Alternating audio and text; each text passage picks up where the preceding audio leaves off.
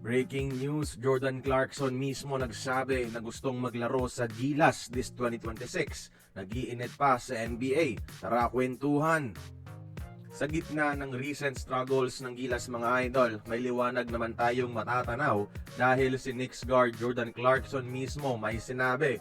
According sa interview niya kay Mark Medina, kung may chance bang maglalaro siya sa Pinas sa NBA off-season, ang sinabi niya, "I'm looking into it. I know it's the Asian Games this summer. Hopefully, I get a chance to compete. I want to, but we'll see how it goes." Basically, sinasabi niya na gusto niyang maglaro sa 2026 Asian Games para sa Pilipinas, sa Japan, para depensahan ang gold medal ng Gilas at umaasa siya na bibigyan siya ng SBP ng pagkakataon. Galing na yan mismo kay Clarkson mga idol, so dapat huwag nang sayangin ng SBP dahil passport requirement lang naman sa Asian Games at eligible na eligible talaga si Clarkson maglaro bilang isang local at pwede pa silang magsama ni Justin Brownlee mga idol. Sa off-season mga idol, free agent si Clarkson at walang team sa NBA.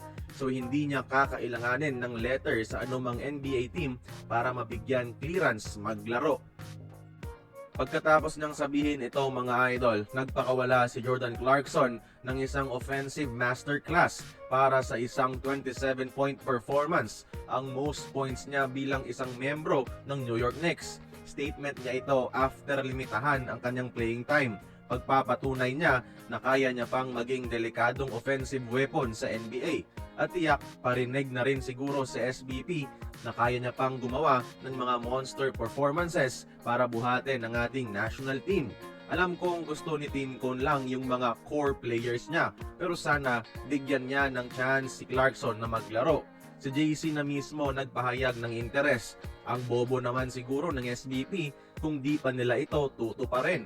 Kaya kayong mga idol, please like this video if gusto nyong makita si Jordan Clarkson sa Gilas ngayong 2026. Join the conversation, magkomento lamang sa ibaba.